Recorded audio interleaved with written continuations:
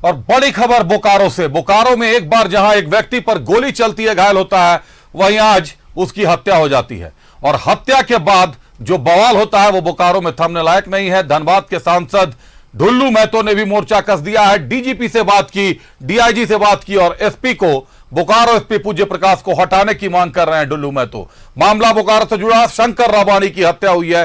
Graphics के माध्यम से दिखाते हैं आपको क्या कुछ हुआ है बोकारो में। बोकारो में शंकर रावानी की हत्या, अपराधियों ने गोली मारकर की हत्या। पहले भी शंकर रावानी को अपराधियों ने मारी थी गोली। शंकर रावानी की हत्या के बाद बढ़ा बवाल। एक्शन में सांसद ढुल्लू महतो, डीजीपी और कोयला क्षेत्र के डीआईजी से फोन पर की बात। एसपी पूज्य प्रकाश को तत्काल निलंबित करने की मांग। बोकारो एसपी पर राजनीतिक प्रभाव से काम करने का लगाया आरोप। गंभीर आरोप लग रहा है बोकारो एसपी पर शंकर रावानी की हत्या।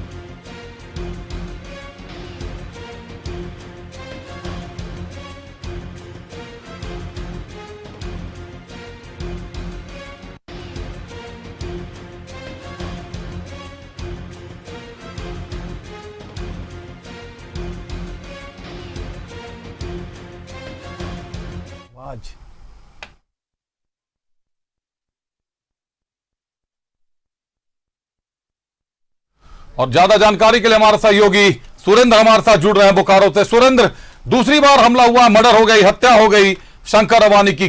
कौन लोग हैं ये पर्दे के पीछे के लोग? पहली बार हमले में कौन लोग थे और आज जो हमला हुआ इसमें क्या प्राथमिकी दर्ज कराई गई है? पहली बार जो 11 नवंबर 2023 को यह घटना को अंजाम दिया गया था, उस वक्त भी शंकर रावानी को 2 गोली लगी थी और उस वक्त भी लोगों ने जिस तरह से फायर किया था और पुलिस को उसका व्यक्ति का नाम बताया था।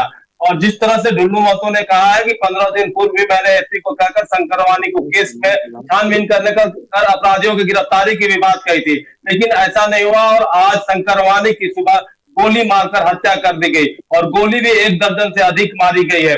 और जिस तरह से अभी बताया जा रहा है, पुलिस बोकारो एसपी का बयान आया है कि शंकर रावानी 13 अगस्त तक जिला बदर था और जिला बदर में कानून तोड़कर वो बोकारो कैसे आया।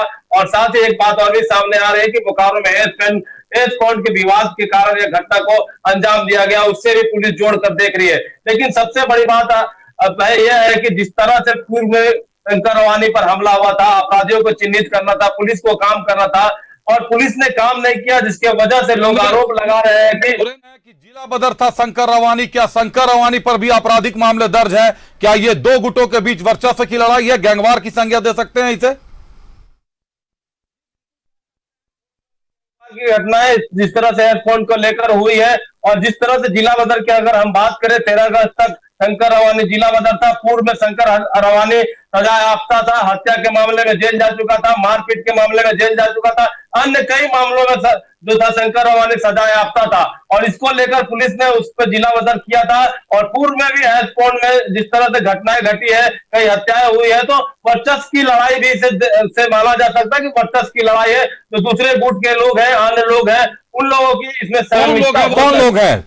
शंकर रावानी की हत्या में किसका नाम सामने आ रहा है सुरेंद्र? देखिए, अभी तक नाम किसी ने बताया नहीं है। जो शंकर रावानी के समर्थक है उन्होंने भी कहा, उसमें किसका नाम आया था? किसी जिस तरह से उन्होंने बताया था कि वहां जो काम करने वाले लोग हैं वहीं के सेक्टर 9 के रहने वालों की बात कही जा रही थी, लेकिन पुलिस क्या छानबीन की, क्या निष्कर्ष निकाला, वो हम कह सकते हैं कि कुछ भी पुलिस उस पर काम नहीं कर सकी। लेकिन इस बार भी जिसका नाम लिया जा रहा है उसका नाम अभी गुप्त रखा गया, क्योंकि वो कहीं फरार न हो जाए। चलिए सुरेंद्र, बहुत धन्यवाद। निश्चित तौर पर इस मामले पर नजर बनाए रखिए, क्योंकि बड़े नाम है। अगर सांसद, धनबाद के सांसद डुल्लू महतो ये कह रहे हैं कि अपराधियों का पर्दाफाश होना चाहिए और एसपी को हटाया जाए क्योंकि उन पर राजनीतिक प्रभाव में काम करने का आरोप लगा रहे हैं डुल्लू महतो साहब, तो कहीं ना कहीं राजनीतिक हत्या भी करार दी जा सकती है आने वाले समय में जांच के बाद। बहुत धन्यवाद सुरेंद्र हमसे जुड़ने के लिए, तमाम जानकारियों के लिए।